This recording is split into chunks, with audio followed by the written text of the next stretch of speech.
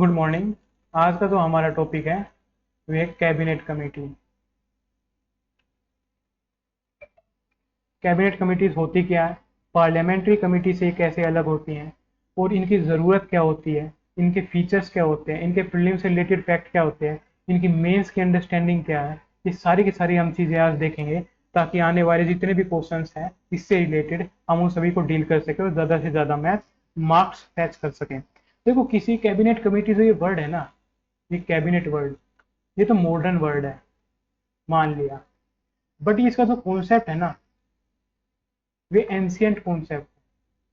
मैं कहना क्या चाहता हूँ, मैं कहना ये चाहता हूँ जो ये कॉन्सेप्ट निकला है ना, आपने कौटिल्य, चाणक्य, जो चंद्रगुप्त के दरबार में हुआ करते थे, उनकी अगर राइटिंग पढ़ी हो तो उन्होंने भी लिखा है शासक को शासन करने के लिए यानी गवर्नेंस करने के लिए राजा को एक छोटे ग्रुप की आवश्यकता होती है, जिसके लिए वे जिसके साथ मिलकर वे क्विक डिसीजन ले सकें। क्विक डिसीजन की क्यों जरूरत पड़ती है? देखिए, सिचुएशन किसी भी समय इमर्ज हो सकती है। वे सिचुएशन एज ए प्रॉब्लम भी इमर्ज हो सकती है और एज ए अपॉर्चुनिटी भी इमर्ज हो सकती है। अगर प्रॉब्लम ऐसे इमर्ज हुई है तो उस प्रॉब्लम को चैलेंज में कन्वर्ट किया जाएगा, चैलेंज को फिर अपॉर्चुनिटी में कन्वर्ट किया जाएगा, उस अपॉर्चुनिटी का फिर प्रॉफिट या बेनिफिट लिया जाएगा। अगर वे अपॉर्चुनिटी के अंदर कन्वर्ट हो सकती है तो उस अपॉर्चुनिटी का मैक्सिमम बेनिफिट कैसे लिए उसकी जरूरत पड़ती है। अगर इन सभी को काम करने में अगर ज्यादा टाइम ले लिया, टाइम टेकिंग बना दिया, तो वे चीजें हमारे हाथ से चली जाएंगी। अगर प्रॉब्लम होगी तो वे आगे चल के फिर क्राइसिस में बन जाएगी, अगर ज्यादा टाइम ले लिया तो। अगर अपॉर्चुनिटी होगी तो उसका जो बेनिफिट हमें होने वाला था हम उस बेनिफिट को खो देंगे। तो अब जरूरत होती है कि समय की मांग को ध्यान में रखते हुए क्विक डिसीजन लिए जाएं। अब ये क्विक डिसीजन कैसे हो, कैसे लिए जाए, ये सब चीजें देखनी होगी। हम सभी को पता है एंशियंट टाइम के ऊपर कौटिल्य ने तो कहा ही कहा कि शासक को अपने शासन करने के लिए समाज ग्रुपिंग की आवश्यकता होती है। इसके अलावा जो राजा महाराजा होते थे वे भी 9 रत्न, 9 रत्न या 8 रत्न अपने रखा करते थे। या ब्रिटेन के अंदर भी कॉन्सेप्ट है किचन कैबिनेट का, जो सबसे करीबी जो मंत्री उसके होते हैं वे सभी मिलकर बैठकर क्विक डिसीजन लेने के लिए होते हैं। भारत में कॉन्सेप्ट किस लिए होता है? भारत में देखो कॉन्सेप्ट किस लिए जन्म लिया है। हमारी 140 करोड़ की आबादी है, उस 140 करोड़ ने 545 एमपीज को पार्लियामेंट के अंदर भेजा है। वे एमपीज क्या करेंगे? लॉज बनाएंगे। बट समय के साथ साथ 140 करोड़ की आबादी क्या है, दुनिया भर की डाइवर्सिटी है, दुनिया भर के इश्यूज इमर्ज होते हैं, दुनिया भर के डायलेमाज आते हैं, दुनिया भर की प्रॉब्लम्स आती है, दुनिया भर के क्राइसिस आते हैं। इन सभी चीजों को मैनेजमेंट करने के लिए क्विक डिसीजन मेकिंग की जरूरत पड़ती है। अगर 545 लोग हर सभी मिलकर डिसीजन लेने पड़े, पहली बात तो सहमति नहीं बनेगी, दूसरी बात डिसीजन टाइम टेकिंग बहुत ज्यादा हो जाएगा, प्रोसीजर बहुत ज्यादा लंबा हो जाएगा। तब तक तो ये जो क्राइसिस है ये हमारी सबकी बैंड बजा चुका होगा। तब करते क्या है, तो इसी को ज्यादा बेटर करने के लिए कॉन्सेप्ट लाया गया मंत्रिमंडल का। पहले तो बनी मंत्रिपरिषद। मंत्रिपरिषद क्या है? सबसे पहले तो बनी गवर्नमेंट। गवर्नमेंट ने अपने कुछ मंत्रीज बना दिए गए, मंत्रीज की अलग अलग कैटेगरी बना दी गई, वे बनी मंत्रिपरिषद। मंत्रिपरिषद के अंदर भी फिर एक और ग्रुपिंग बनाई गई, वे बनी कैबिनेट। कैबिनेट के अंदर कुछ 15-20 इंपोर्टेंट मंत्री होते हैं जो सबसे क्विक डिसीजन लेने के लिए काम करते हैं। अब इस कैबिनेट के अंदर भी एक्सपर्टीज को ध्यान में रखते हुए अलग अलग ग्रुपिंग बना दी गई। ग्रुपिंग क्यों बनाई गई? ग्रुपिंग बनाई गई ताकि उस क्षेत्र की एक्सपर्टीज हो, उस क्षेत्र से रिलेटेड क्विक डिसीजन जब हम करते रहे तो उससे रिलेटेड एक्सपर्टीज के साथ साथ अनुभव, और अगर कम लोग होंगे तो जो निर्णय के अंदर बार बार असहमतियां आएंगी ना, वे असहमतियां भी कम होंगी, एक क्विक डिसीजन आराम से लिया जा सकेगा। अब ये क्विक डिसीजन आराम से लिया जा सकेगा वो भी एक्सपर्टीज के साथ, तो एक ग्रुपिंग जो बनाई गई है उन ग्रुपिंग को अलग अलग कार्य दिए जाएंगे, अलग अलग कार्य दिए जाएंगे, वे अपने अपने प्रोसीजर को फॉलो करते हुए उन कार्य को करेंगे। बिना इस चीज के नहीं हो सकता था क्या? अगर ये डाउट किसी के मन में आ जाए कि मोदी जी फोन कर दे, भाई अमित जी आप आ जाओ, निर्मला सीता जी आप आ जाओ, राजनाथ जी आप आ जाओ, आप वो बैठते हैं और ये काम कर लेते हैं, कुछ डिसीजन लेने ये कर लेते हैं। ये कैबिनेट बनाना इतना फॉर्मल स्ट्रक्चर की क्या जरूरत थी? बेफालतू में हमारे क्वेश्चंस बढ़ा रहे यूपीएससी के। देखो जरूरत क्या इसलिए है क्योंकि हमारा जो देश है ना वे रूल ऑफ लॉ से चलता है। रूल ऑफ लॉ के अंदर सभी के सभी जो काम होते हैं ना वे लॉ से बेस्ड होने चाहिए और रिटर्न होने चाहिए। अगर लॉज नहीं होंगे तो ये इनफॉर्मल अगर हम चीजें बना देते तो वे ना अथॉरिटी की तरफ, अथॉरिटेटिव रिजीम की तरफ चले जाते। क्यों? ये जो चीजें बनाई गई है लॉ बेस्ड नहीं होती, फिर लॉ ने इन्हें बेस नहीं दिया होता अपना, अगर लॉ का बेस नहीं है तो इसके अंदर तो डिसीजन लिए जाते हैं, फिर डिस्क्रिशन बेस्ड माने जाते। अगर ये डिस्क्रिशन बेस्ड माने जाते तो फिर रूल ऑफ लॉ ना होकर रूल ऑफ ग्रुप हो जाता, और ये रूल ऑफ ग्रुप फिर ऑथोरिटेरियन रिजीम की तरफ चला जाता। तो जरूरी है कि ऐसी चीजें अपनाई जाए जिससे फॉर्मल चीजें बने, रूल ऑफ लॉ एस्टेब्लिश होया रहे, और रूल ऑफ लॉ एस्टेब्लिश में आ जाएगा तो जो डिसीजन लेंगे फिर वे बाइंडिंग हो सकेंगे, उन बाइंडिंग डिसीजन को आगे इंप्लीमेंट किया जा सकेगा, और हमारा जो पॉलिटिकल स्ट्रक्चर है उसके ऊपर कोई इफेक्ट, नेगेटिव इफेक्ट नहीं पड़ेगा, इसलिए सारी चीजें फॉर्मल बनाई गई है। अच्छा एक बार बताओ, जब ये सारी चीजें बनाई गई तो इन्हें कॉन्स्टिट्यूशन के अंदर डाल देते यार, बेफालतू में बाहर क्यों रखा है? ये एक्स्ट्रा कॉन्स्टिट्यूशनल है। एक्स्ट्रा कॉन्स्टिट्यूशनल क्यों है, यही तो पूछ रहा हूँ। फिर एक्स्ट्रा कॉन्स्टिट्यूशनल ये इसलिए होती है, कॉन्स्टिट्यूशन का काम होता है गवर्नेंस को डायरेक्शन देना। ये जो चीज है ये डायरेक्शन से थोड़ी परे चली जाती है। परे क्यों चली जाती है यार? इसके अंदर ना बहुत सारी चीजें और बारीकियां आ जाती है। अगर ये सारी चीज कॉन्स्टिट्यूशन में लिख दी जाती है, एक तो कॉन्स्टिट्यूशन बल्कि बहुत ज्यादा हो जाता, दूसरी तरफ ये है ना, इनके दो पार्ट होते हैं, एक स्टैंडिंग कमेटी होती है, दूसरी एडहॉक कमेटी होती है। ये फीचर है ना, हम सभी अभी पढ़ेंगे थोड़ी देर में पूरे डिटेल से, बट मैं बता रहा हूँ एक एडहॉक कमेटी होती है। अब एडहॉक कमेटी होती है ना, नॉन परमानेंट होती है। अब जब ये नॉन परमानेंट होती है, अगर ये कॉन्स्टिट्यूशन के अंदर डाल दी जाती है तो इसके अंदर जब भी चेंजेस करने होते हैं या इसे बनाना होता है तो बार बार कॉन्स्टिट्यूशन के अंदर अमेंडमेंट करने की जरूरत पड़ती है। अभी अमेंडमेंट करता पड़ता ये फिर भी टाइम टेकिंग हो जाता और बल्कि हो जाता, प्रोसीजरल हो जाता।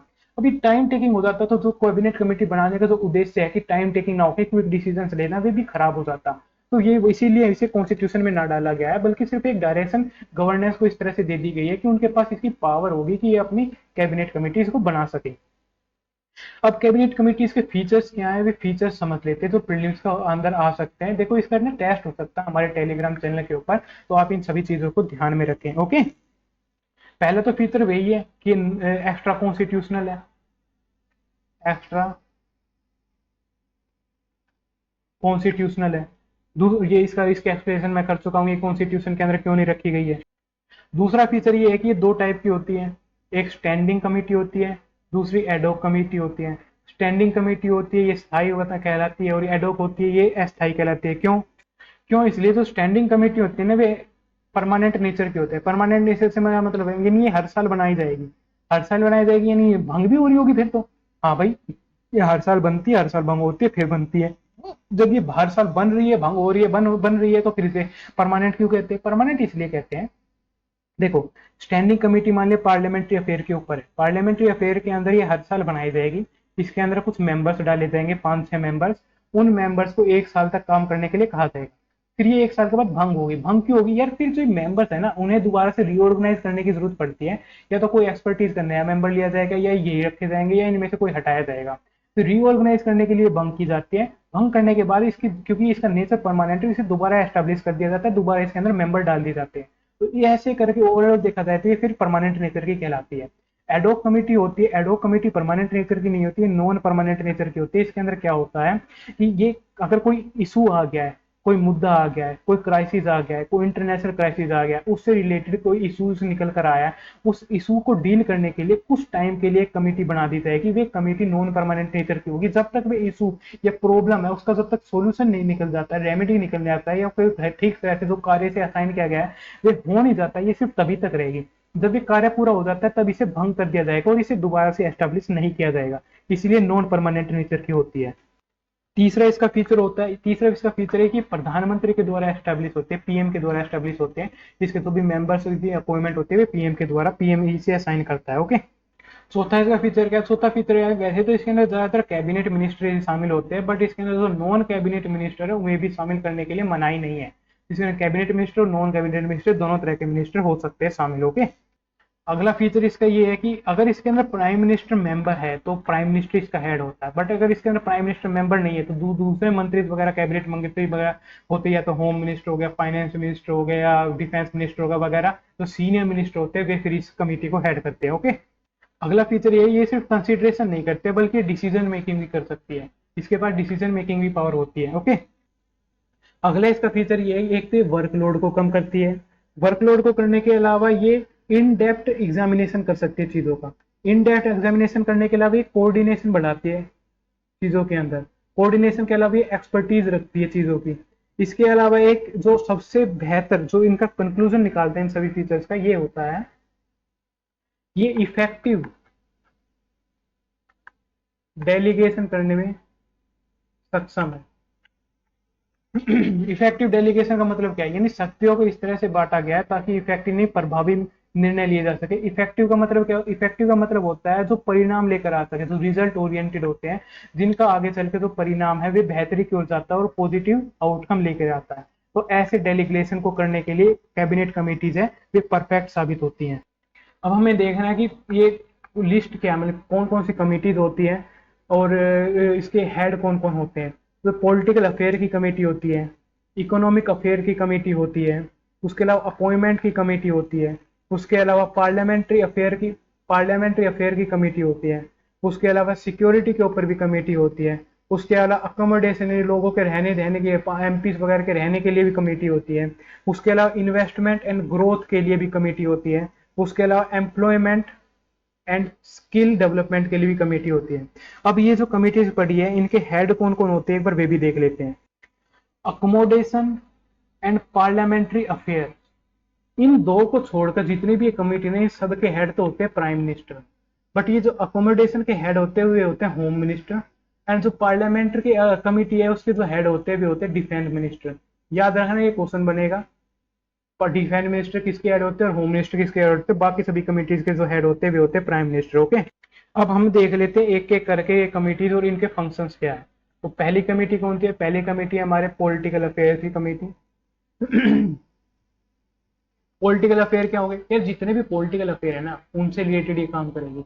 हमें सिर्फ एक चीज ध्यान रखनी है, कैबिनेट कमेटी का काम क्या है, कोई भी इशू या अफेयर निकलेगा उसके गहन अध्ययन करना, उससे रिलेटेड डिस्कस करना एंड देन लास्ट में लेकर उसका डिसीजन लेना, ये उसके कैबिनेट कमेटी के काम होते हैं। अब जिस चीज से रिलेटेड अफेयर होगा उससे रिलेटेड काम होंगे, यानी पॉलिटिकल अफेयर के अंदर क्या होंगे, पॉलिटिकल अफेयर के अंदर पॉलिसीज बनाना होगा, पॉलिसीज या मैटर होंगे उन्हें डील करना होगा। वे कौन कौन सी हो सकती है, या तो हमारे देश की इंटरनल होगी या कोई फॉरेन से रिलेटेड चीजें हो सकती हैं।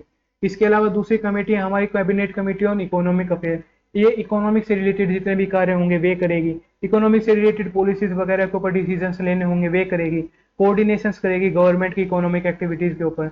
तीसरी कमेटी जो होती है हमारी अपॉइंटमेंट कमेटी। अपॉइंटमेंट क्या होती है, हाई लेवल के जितने भी अपॉइंटमेंट हो गए ना कॉन्स्टिट्यूशनल बॉडीज के अंदर, स्टैट्यूटरी बॉडी के अंदर, क्वासी जुडिशियल बॉडीज के अंदर, उनके अंदर अपॉइंटमेंट करने का कार्य करेगी।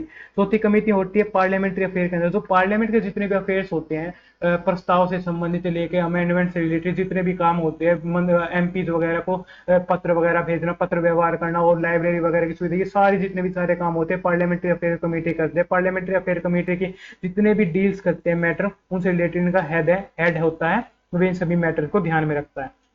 उसके अलावा पांचवा कौन सा है, पेज नीचे कर लेते हैं, फिर यहाँ लिखते हैं। पांचवा है हमारा कैबिनेट कमेटी ऑन सिक्योरिटी, ये सिक्योरिटी से रिलेटेड मैटर से डील करेगी। सिक्योरिटी के अंदर डिफेंस हो गया, लॉ हो गया, ऑर्डर हो गया। देखो सिक्योरिटी दो तरह की होती है, एक इंटरनल सिक्योरिटी होती है, एक एक्सटर्नल सिक्योरिटी होती है। इंटरनल सिक्योरिटी से मैटर से भी डील करेगी, एक्सटर्नल सिक्योरिटी के मैटर से भी डील करेगी।